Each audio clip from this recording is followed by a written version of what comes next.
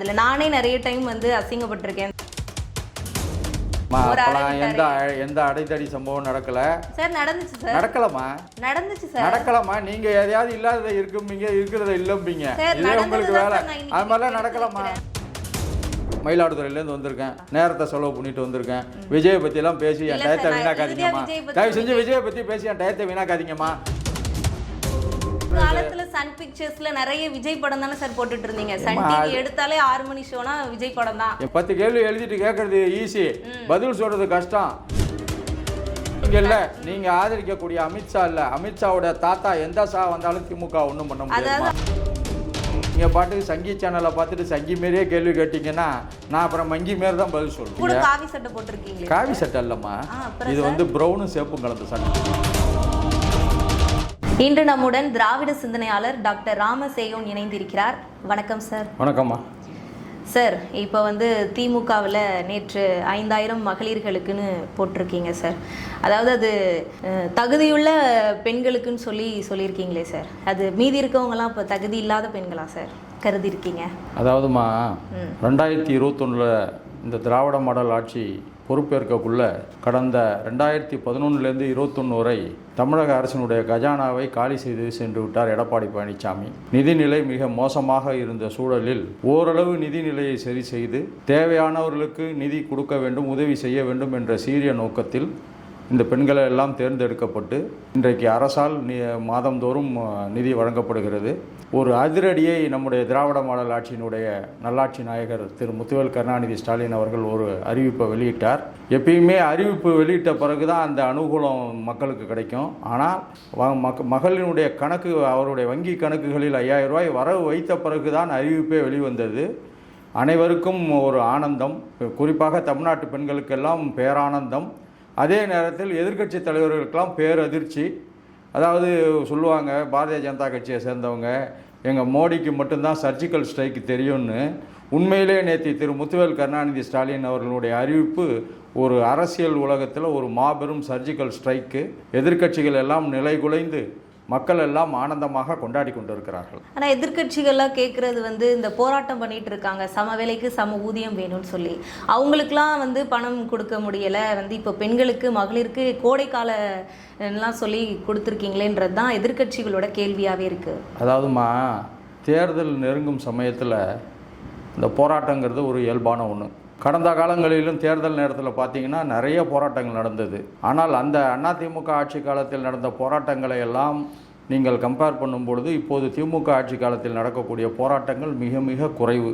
அதனால் அந்த போராட்டங்களுடன் இந்த மகளிர் உரிமை தொகையை நீங்கள் வந்து கன்ஃபியூஸ் பண்ணிக்கக்கூடாது. இது மகளிருக்கு உள்ள ஒரு உரிமை தொகை, அவர்களுக்கு வழங்க வேண்டிய தொகை. தேர்தல் காலத்திலே தேர்தல் கமிஷன் இன்றைக்கு பாரதிய ஜனதா கட்சியினுடைய ஒரு அங்கமாக இருக்குது. இன்றைக்கி எங்கள் திமுகவில் பார்த்திங்கன்னா வழக்கறிஞர் அணி, மாணவர் அணி, இளைஞர் அணி, தொழிலாளர் அணி, நெசவாளர் அணி, மீனவர் அணின்னு இருக்குது. அதே நேரத்தில் பாரதிய ஜனதா கட்சியில் மட்டும் 4 அணி இருக்குது. அதாவது இடி அமலாக்கத்துறை அணி, ஐடி இன்கம் டேக்ஸ் டிபார்ட்மெண்ட் வருமான வரித்துறை அணி, அதுபோல் இப்போ வந்து புதுசாக அவங்க வந்து சேர்த்துருக்கிறது வந்து தேர்தல் நேரத்தில் வந்து எலெக்ஷன் கமிஷன் ஆஃப் இந்தியா, தேர்தல் கமிஷனை அவங்க ஆணையத்தை சேர்த்துருக்காங்க. அவர்கள் வந்து பாரதிய ஜனதாவுடைய ஊதுகுழலாக செயல்படுகிறார்கள். தேர்தல் நேரத்தில் ஏதாவது மகளிருக்கு கொடுக்கக்கூடிய அந்த உரிமை தொகையை நிறுத்தக்கூடிய சூழ்நிலை வந்து ஒரு தகவல் கிடைத்த காரணத்தினால் திரு முத்துவேல் கருணாநிதி ஸ்டாலின் அவர்கள் விரைவாக அவர்களுக்கு உரிய 3 மாத தொகையையும் கோடைக்கால தொகையாக 2000 சேர்த்து 5000 கொடுத்துருக்காரு. கடந்த தேர்தலில் கடந்த வருடம் கூட தான் கோடைக்கால இதெல்லாம் வந்திருக்கு. அப்போ கொடுக்காத தேர்தல் நேரத்தில் கொடுக்கணும். அப்போ வந்து சாதாரண சூழல் நிலவுதுமா. அப்போ வந்து உங்களுக்கு வந்து எந்த இடையூறும் கிடையாது. அப்போ வந்து எந்த சட்ட ரீதியாக எந்த இடையூறும் ஏற்படுத்த முடியாது. அதனால் அப்போ கொடுக்கல. இப்போ இடையூறுகள் ஏற்படுத்தக்கூடிய ஒரு தகவல் கிடைத்த காரணத்தினால் மகளிர்கள் துன்பப்படக்கூடாது. அவர்கள் வந்து அவர்களுடைய மகன்களுடைய கல்வி கட்டணமோ அவர்களுக்கு மருத்துவ செலவோ எதுக்காவது ஒரு நல்ல விஷயத்துக்கு இந்த தொகை பயன்படுத்த வேண்டும் என்ற ஒரு உயரிய நோக்கத்தில் முதலமைச்சர் அவர்கள் அறிவித்திருக்கிறார்கள். எப்பயுமே நம்ம தமிழ்நாட்டில் நல்ல திட்டங்களை கொச்சைப்படுத்துறது தான் வாடிக்கை. அதுபோல் இதையும் கொச்சைப்படுத்துகிறார்கள். அதை மக்கள் தங்களுடைய கவனங்களில் எடுத்துக்கொள்ளாமல் நேற்றெல்லாம் பார்த்தீங்கன்னா வங்கிகளில் எல்லாம் கூட்டம் அலைமோதியது. மகளிரெல்லாம் தானாக தெருக்களுக்கு வந்து வெடி வெடித்து ஏதோ ஒரு பெரிய திருவிழாவாக நேற்று தமிழ்நாடு காட்சி அளித்தது.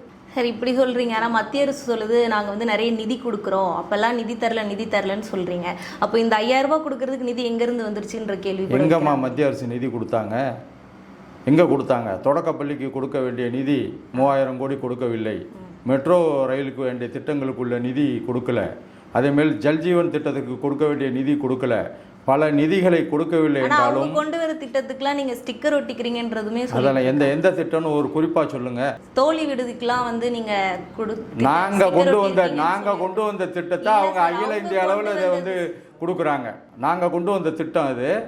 அந்த திட்டத்தை இன்னைக்கு நிர்மலா சீதாராமன் அகில இந்திய அளவில் கொண்டு போறாங்க. இன்னும் பார்த்தீங்கன்னா நாங்கள் கொண்டு வந்த இந்த உரிமை தொகை, விடியல் பயணம்லாம் தான் டெல்லி தேர்தலில் பாரதிய ஜனதா கட்சி இந்த திட்டத்தெல்லாம் அறிவிப்போன்னு தேர்தல் அறிக்கையில் சொல்லி ஜெயித்தாங்க. அதனால் யாரை பார்த்தும் காப்பி அடிப்பவர்கள் திராவிட மாடல் ஆட்சி அல்ல. ஆனால் உலகமே இன்றைக்கு திராவிட மாடல் ஆட்சி திட்டங்களை இன்றைக்கு செயல்படுத்தி கொண்டிருக்கிறார்கள். குறிப்பாக சொல்லணும்னா உலகத்திலே வளர்ந்த நாடு என்று சொல்லக்கூடிய கனடா நாட்டில் அந்த கனடா நாட்டினுடைய பிரதமர் நம்முடைய காலை உணவு திட்டத்தை இன்றைக்கு செயல்படுத்தி இருக்கிறார். தமிழ்நாட்டை பார்த்து, ஒரு மாநிலத்தை பார்த்து, ஒரு மேற்கத்திய வளர்ந்த நாடு, டெவலப்டு எக்கானமி என்று சொல்லக்கூடிய வளர்ந்த நாடு இன்றைக்கி செயல்படுத்தியிருக்கு. அதனால் எங்களுக்கு யாரை பார்த்து காப்பி அடிக்க வேண்டிய அவசியம் இல்லை. எங்களை பார்த்து தான் எல்லாரும் காப்பி அடிக்கிறாங்க. உங்களுடைய கூட்டணியில் தானே சார் இப்போது ஒரு பிளவு நடந்துக்கிட்டு இருக்கு. ஒரு பக்கம் காங்கிரஸ் வந்து நாங்கள் டிவிக்கு கூட போகிற மாதிரி பேசிகிட்டு இருக்கு. இன்னொரு பக்கம் வந்து வைகோ சொல்கிறாரு எனக்கு ஆட்சியில் பங்கு வேண்டாம், எனக்கு வந்து ராஜ்யசபாவில் ஒரு சீட் கண்டிப்பாக வேணும்னு சொல்லி கேட்குறாரு. கூட்டணியில் வந்து குழப்பங்கள்லாம் எதுவுமே இல்லை. உங்களை போன்ற மீடியாக்களும் எதிர்கட்சிகளும் ஏதாவது குழப்பம் வருமானு பார்த்துக்கிட்டு இருக்கீங்க. எந்த குழப்பமும் இல்லை. எங்க கூட்டணி நல்லா கேட்டுங்கம்மா, ஒரு நிமிஷம் கேட்டுங்க. எங்க கூட்டணி நோட்டுக்காகவோ சீட்டுக்காகவோ சேர்ந்த கூட்டணி அல்ல. இது ஒரு கொள்கை கூட்டணி. சமூக நீதி இருக்குமா, பதில் சொல்ல விடுங்க. பதில் சொன்ன பிறகு குறுக்க கேளுங்க. சமூக நீதிக்காக ஒரு எல்லோருக்கும் எல்லாம் கிடைக்க வேண்டும் என்ற சீரிய நோக்கிலே எங்களுடைய கொள்கையும், காங்கிரசுடைய கொள்கையும், விடுதலை சிறுத்தைகள் கொள்கையும், கம்யூனிஸ்டுகளின் கொள்கையும், இது ஒரு மத சார்பற்ற முற்போக்கு கூட்டணி. இந்த எங்களுடைய அந்த எதிர்க்கட்சியில் உள்ள கூட்டணியை பார்த்தீங்கன்னா 3 மாதங்களுக்கு முன்பு செப்டம்பர் 2025 எடப்பாடியோடு கூட்டணி வைப்பதற்கு பதிலாக நாங்கள் தூக்கில் தொங்கலாம் என்று சொன்னார் டிடிவி தினகரன். இன்றைக்கு கூட்டணி அமைத்திருக்கிறார். இப்ப டிடிவி தினகரன் தூக்கில் தொங்க போறாரா? கேட்டு சொல்லுங்க. அந்த கூட்டணியை பத்தி கேளுங்கம்மா. இது வந்து ஒரு கொள்கையை சார்ந்த கூட்டணி. இன்றைக்கு நேற்றுக்கு சேர்ந்த கூட்டணி இல்ல. 2016 காங்கிரஸ் எங்களோடு இருக்கிறது. 2019 கம்யூனிஸ்ட், விடுதலை சிறுத்தைகள் எங்களோடு இருக்கிறார்கள். நாங்கள் 2019 தொடர்ந்து 10 தேர்தல்களில் வெற்றி கூட்டணியாக இப்போது 26வது சட்டமன்ற 2026 சட்டமன்ற தேர்தலையும் சந்திக்கிறோம். அதனால எங்களுடைய கூட்டணி பலத்தில் எந்த சந்தேகமும் இல்லை. கூட்டணி பலம் மட்டுமல்லமா, இந்த திராவிட மாடல் ஆட்சியில் எல்லோருக்கும் எல்லாம் என்ற திட்டத்தின் கீழ் இன்றைக்கு தமிழ்நாட்டில் உள்ள அனைத்து வீடுகளிலும் எங்களுடைய திட்டத்தின் கீழ் பயன்பெறாத பயனாளியே இல்லாத ஒரு சூழல். ஒவ்வொரு வீட்டிலும் ஏதாவது ஒரு பயனாளி இருக்கிறார். நான் முதல்வன் திட்டத்திலோ, புதுமை பெண் திட்டத்திலோ, மகளிர் உரிமை தொகை திட்டத்திலோ, அது விடியல் பயணம் திட்டத்திலோ, இப்படி இவ்வளோ திட்டத்திலையும் ஏதாவது ஒரு பயனாளி ஒவ்வொரு வீட்டில் இருக்கார். அவர்கள் இன்றைக்கு எங்களோடு இருக்கிறார்கள். மக்கள் எங்களோடு இருக்கிறார்கள். கூட்டணியும் எங்களோடு இருக்கிறது. அதனால தான் இந்த 7வது முறையாக திமுகவும் 2வது முறையாக திரு முத்துவேல் கருணாநிதி ஸ்டாலினும் 2026 ஆட்சி அமைப்பார்கள் என்பதில் எந்த சந்தேகமும் இல்லை. இவ்வளவு திட்டம் நீங்க கொண்டு வந்தேன்னு சொல்றீங்க சார். ஆனா அந்த திட்டத்தினால பெண்களுக்கு வந்து பாதுகாப்பு இல்லாம தானே சார் இருக்கு. என்னமா பாதுகாப்பு? என்ன பாதுகாப்பு இல்ல? ரயில்வே ஸ்டேஷன் போனா ஒரு பாதுகாப்பு இல்ல, பஸ்ல என்ன பாதுகாப்பு இல்ல? விளக்கமா சொல்லுங்க. சொல்றேன். இது குடிகாரங்க வந்து பெண்களை அவமதிக்கிறதும், இந்த பஸ்ல மகளிர் விடியல் பயணம் சொல்லி அனுப்புறீங்க. அதுல நானே நிறைய டைம் வந்து அசிங்கப்பட்டிருக்கேன். இந்த கண்டக்டர்லாம் வந்து இந்த நீ ஓசில தானே வர அப்படிலாம் பேசுறாங்க. அதுக்கெல்லாம் உங்களோட சைடுல இருந்து எந்த ஒரு குரலும் ஒரே ஒரு விஷயமா, இந்த மாதிரி நடத்துனர்களால் பெண்கள் வந்து கேவலப்படுத்தப்பட்டார்கள் என்று புகார் வரும்போது பல நடத்துனர்கள் பணி நீக்கம் செய்யப்பட்டிருக்கிறார்கள். ஒழுங்கு நடவடிக்கை எடுக்கப்பட்டிருக்கிறார்கள். அதாவது ஒரு நடத்துனர் வந்து ஒருத்தவங்களை அவமதிக்கிறாங்கிறதுனால இந்த திராவிட மாடல் ஆட்சியவோ திராவிட மாடல் திட்டத்தையோ குறை சொல்லாதீங்க. ஒரு தனி மனிதன் சரியில்லை என்பதால் அரசை தயவு செய்து குறை சொல்லாதீர்கள். தனி மனிதனுடைய மனம் மாற வேண்டும். அந்த திட்டத்தினுடைய சீரிய நோக்கம் அந்த தனி மனிதனுடைய மனதிலே புரிய வேண்டும். அப்போதான் இந்த மாதிரி நிகழ்வுலாம் நடக்காது. இந்த நிகழ்வு நடப்பதற்கும் அரசின் திட்டத்திற்கும் எந்த சம்பந்தமும் இல்லை. அதை முதல்ல போட்டு குழப்பிக்காதீங்க. ஒரு கண்டக்டர் உங்களை கேவலப்படுத்தினார்னா திமுக உங்களை கேவலப்படுத்தலை, திராவிட மாடல் ஆட்சி இவங்களை கேவலப்படுத்தல. அந்த தனி மனிதனுடைய மனம் அப்படி இருக்கிறது. மனம் திருந்த வேண்டும். ஒரு நடவடிக்கை இல்லாதனால தானே அவங்க கடுமையான நடவடிக்கை எடுக்கப்பட்டதனால தான் இன்னைக்கு வந்து மகளிரை அன்போடும் பண்போடும் பாசத்தோடும் நேசத்தோடும் வரவேற்கிறார்கள். பார்த்தா இந்த 1000 ரூபாய்லாம் உனக்கு இல்லைன்னு சொல்லி நிறைய அமைச்சர்கள்லாம் பேசுறாங்களே சார். அதெல்லாம் அது மாதிரி கிராமப்புறத்துல எல்லாம் போனா அமைச்சர்களை நீ 1000 ரூபாய் வாங்குனியா, கழுத்துல செயின் போட்டிருந்தா வீடியோலாம் நிறைய வெளியே வருது. வீடியோலாம் வருமா? 1-2 சம்பவங்கள் அங்க நடக்குது. அந்த 1-2 கூட இல்ல அத பெருசு பாஜக எடுத்துக்கிட்டீங்கன்னா எல்லாரும் பெண்களை மதிக்கிறாங்க. ஆமா மதிச்சாங்கம்மா. மணிப்பூர்ல ரொம்ப அழகா மதிச்சாங்க. மணிப்பூர்ல ஆமா மணிப்பூர் இந்தியாவில தானமா இருக்கு. மணிப்பூர் இந்தியாவில தானே இருக்கு. தமிழ்நாடு இந்தியாவில தானே இருக்கு. பாரதிய ஜனதா கட்சி ஒரு தேசிய கட்சி. எங்க ஆளுதோ அங்க என்ன நடக்குதோ அதை சொல்ல முடியும். தமிழ்நாட்டுல பாரதிய ஜனதா கட்சி ஆளல. அதனால மணிப்பூர்ல நடக்கிறதா சொல்லலாம். கள்ளக்குறிச்சியில வந்து இதுல போதைப் பொருளா சாப்பிட்டு இறந்த அதுக்கே வந்து நம்ம கள்ளக்குறிச்சியில போதைப் பொருள் இல்லம்மா, அது விஷ சாராயம். அங்க அதுக்கு நடவடிக்கை கடுமையா எடுக்கப்பட்டு கள்ளக்குறிச்சிக்கு சம்பவத்துக்கு பிறகு தமிழ்நாட்டில் எந்த சம்பவம் நடக்கல. தெரிஞ்சுங்க. 2 வருஷம் ஆயிடுச்சு. லாக்அப் டெத் நடந்துச்சு. அதுக்கு உங்க சைடு அது சாத்தான் குளத்துல நடந்தது. அதுக்கு என்னமா சொல்றீங்க? எடப்பாடி காலத்தில் சாத்தான் குளத்தில் நடந்தது. அப்போ என்ன சொல்றீங்க? தந்தை மகன் அடித்து கொல்லப்பட்டார்கள். அதுக்கு என்ன சொல்றீங்க? தூத்துக்குடியில் 14 பேர் சுட்டு கொண்டாங்க. நான் முதலமைச்சராக இருக்கக்கூடிய எடப்பாடி பழனிசாமி நான் டிவியை பார்த்து தான் தெரிஞ்சுக்கிட்டேன் அப்படின்னு சொன்னாரு. அப்போ எங்கம்மா போனீங்க? மீடியாலாம் எங்க போச்சு? பார்த்து கூட ஸ்டாலின் அவர்கள் குரல் கொடுக்கவே மாட்டேங்கிறார். டிவியை பார்த்து தெரிந்து கொள்ளக்கூடிய ஒரு ஸ்டாலின் அல்ல, நேரடியாக ஆட்சியை செய்கிறவர், நேரடியாக நிர்வாகத்தை, நேரடியாக மக்களை சந்திக்கிறார். இன்றைக்கு திரு முத்துவேல் கருணாநிதி ஸ்டாலின் எப்படி இருக்குமா? முத்துவேல் கருணாநிதி ஸ்டாலின் எப்படி இருக்காருன்னு தெரிஞ்சுங்க. இன்றைக்கு உங்களை போன்றவர்களுக்கு ஒரு தந்தையாக, வயதானவர்களுக்கு ஒரு மகனாக, நடுத்தர மக்களுக்கு ஒரு சகோதரனாக, இன்றைக்கு ஒவ்வொரு தாய்மார்களுடைய வீட்டினுடைய பிள்ளையாக, இன்றைக்கு அவருடைய ஒரு உறவாக, நெருங்கிய உறவாக இருக்கிறார். ஒரு முதலமைச்சராக இல்லை, உங்கள் வீட்டில் உள்ள ஒரு நபராக, உங்களுடைய சொந்தக்காரராக, உங்களுடைய இரத்த பந்தமாக இருக்கிறார். மக்கள் அவரை தன்னுடைய வீட்டு பிள்ளையாக நினைக்கிறார்கள். மக்களையும் திமுகவையும் மக்களையும் முத்துவேல் கருணாநிதி ஸ்டாலினையும் உங்களை பாரு 100 மீடியா சங்கி மீடியாக்கள் வந்தாலும் பிரிக்க முடியாது. சரி, எங்களை சங்கி மீடியான்னு சொல்றீங்க. அப்போ வந்து மெட்ரோ ரயில் திறந்தப்போ எதுக்கு ஸ்டாலின் அவர்கள் ஒரு பையனை அரைஞ்சாரு? இப்ப மெட்ரோ வந்து இப்போ போயிட்டு இருக்கையில மெட்ரோல முதல் திறக்கும் போது போனாரு. அப்போ ஸ்டாலின் அவர்கள் ஒரு பையனை அடிச்சாரு. தன் பிள்ளைகள் நினைக்கும் போது எதுக்கு அடிக்கணும்? எந்த அடைத்தடி சம்பவம் நடக்கல. தவறா சித்தரிக்கிறீங்க. அது வந்து மீடியாக்களுடைய மோசடி வேலை. பொய்யுமா? அது மாதிரிலாம் ஒரு சம்பவமே நடக்கல சார். நடந்துச்சு சார். நடக்கலமா? நடந்துச்சு சார். நடக்கலாமா? நீங்க எதையாவது இல்லாததை இருக்கும்பீங்க, இருக்கிறத இல்லம்பீங்க. இதே உங்களுக்கு வேலை. அது மாதிரிலாம் நடக்கலாமா? 100% நடக்கல. நான் சொல்லுவேன். ஸ்டாலின் அவர்கள்ட்ட கேட்டா கூட ஆமான்னு சொல்லுவாங்க. இல்லம்மா, நடக்கலாமா? தவறா சொல்றீங்க. நீங்க எந்த நேரத்துல, எந்த இடத்துல, எந்த வருஷம்னு கரெக்டா குறிப்பிட்டு சொல்லுங்க. சும்மா பொத்தாம்ப சொல்லித்தனமா பேசக்கூடாது.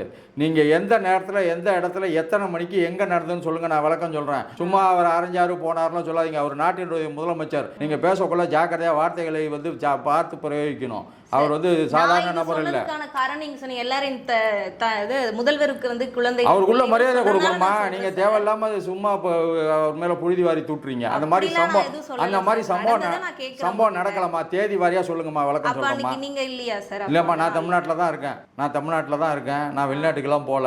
என்னைக்கு நடந்ததுன்னு சொல்லுங்க. சும்மா நீங்க அப்படியே இது பண்ணாதீங்க. நம்முடைய சகோதரிகள் தான் மணிப்பூர்ல உள்ளவங்க, வேற யாரும் இல்ல. இந்தியா என்பது ஒரு பல்வேறு மொழிகளையும் பல்வேறு பழக்க வழக்கங்களையும் கொண்ட ஒரு வேற்றுமையில் ஒற்றுமையாக வாழ்கின்ற மாநிலம்.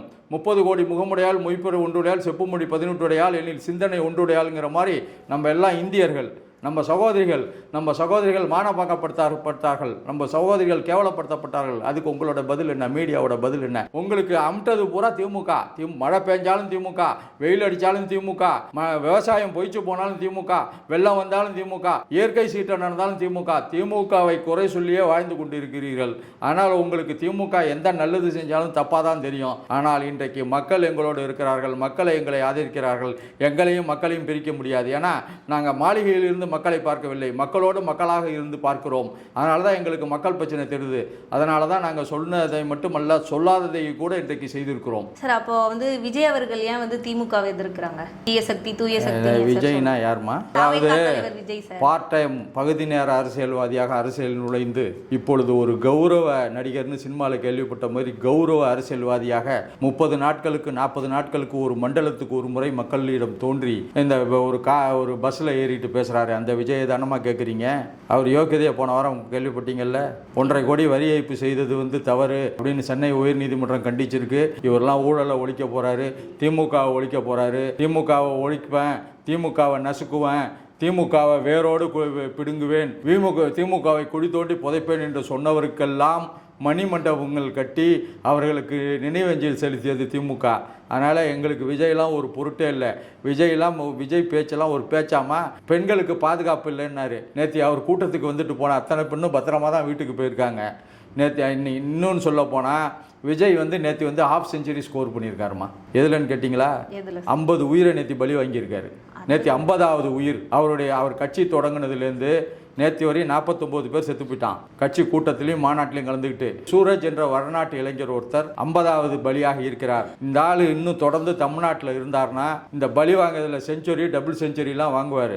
அதனால் இவர் அரசியல் இருந்து அப்புறப்படுத்த வேண்டிய நபர். இந்த விஜய்ங்கிறவர் இன்னைக்கு என்னமோ ப்ரோ தீய சக்திங்கிறாரு.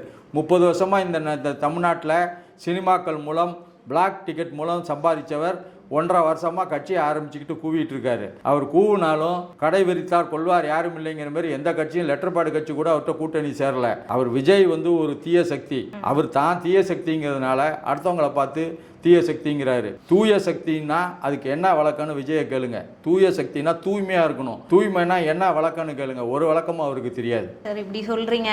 அவர் உங்களை தான் அதிகமா அட்டாக் பண்ணிக்கிட்டே அட்டாக் பண்ணுவாருமா. என்ன காரணம்னா ஊர்ல 4-5 வெட்டி பயல இருப்பானோ. அவன் ஊரில் ஒரு பெரிய மனுஷன், நல்ல பெரிய மனுஷனாக இருப்பான். ஒரு அப்பழுக்கற்ற மனிதராக, ஏழைகளுக்கு உதவக்கூடிய மனிதராக இருப்பான். அந்த மனிதரை விமர்சித்தா மக்கள்லாம் நம்மளை திரும்பி பார்ப்பாங்கங்கிற ஒரு நப்பாசையில் அந்த மனிதனை பற்றி விமர்சிப்பான். அந்த மாதிரி நல்ல மனிதர், ஊரில் உள்ள நல்ல மனிதர் திமுக. இந்த வேலை வெட்டி இல்லாதவன் விஜய்க்கு வேலை வெட்டி எதுவும் கிடையாது. இப்போ படமெல்லாம் ஒன்றும் பெருசாக ஓடலை. தன்னுடைய படத்தையும் நிறுத்திட்டாங்க. ஜனநாயகம் படத்தை சென்சார் போர்டு நிறுத்திட்டு அதுக்கு கூட ஒன்றிய அரசை கண்டிக்க பயந்துக்கிட்டு, எங்கேயாவது கண்டிச்சா இடி ரைடு ஐடி ரைடு வருமோன்னு பயந்துக்கிட்டு தன்னுடைய பிரச்சனைக்கே ஒரு நிவாரணம் தேட முடியாத நபர் தமிழ்நாட்டை காப்பாற்ற போறாராம். ஏமா கூரை ஏறி கோழி பிடிக்க முடியாதவன் வானை ஏறி வைகுந்தத்தை காட்ட போறானாக்கும். ஏமா நீங்க வேற தயவு செஞ்சு ஒன்று சொல்றேம்மா, மயிலாடுதுறையிலேருந்து வந்திருக்கேன், நேரத்தை செலவு பண்ணிட்டு வந்திருக்கேன். விஜயை பற்றிலாம் பேசி என் டயத்தை வீணாக்காதீங்கம்மா. தயவு செஞ்சு விஜயை பற்றி பேசி என் டயத்தை வீணாக்காதீங்கம்மா. உண்மையா மக்களுக்கு போராடுற அரசியல்வாதியை பற்றி பேசுங்க. இந்த பார்ட் டைம் அரசியல்வாதியாக இருந்து ஒர்க் ஃப்ரம் ஹோமாக இருந்து இப்போ கௌரவ அரசியல்வாதியாக மாறி இருக்கக்கூடிய விஜய் 2026 சட்டமன்ற தேர்தலுக்கு பின்னாடி காணா போயிடுவார். தேடி தான் பார்க்கணும்.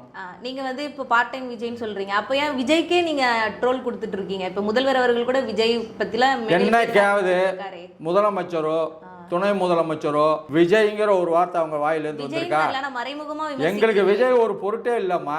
உங்களுக்கு தான் மீடியாவுக்கு தான் அவன் தீனி போடுறாரு விஜய். எங்களுக்கு ஒன்றும் இல்லை, எங்களுக்கு ஒரு பொருட்டே இல்லை.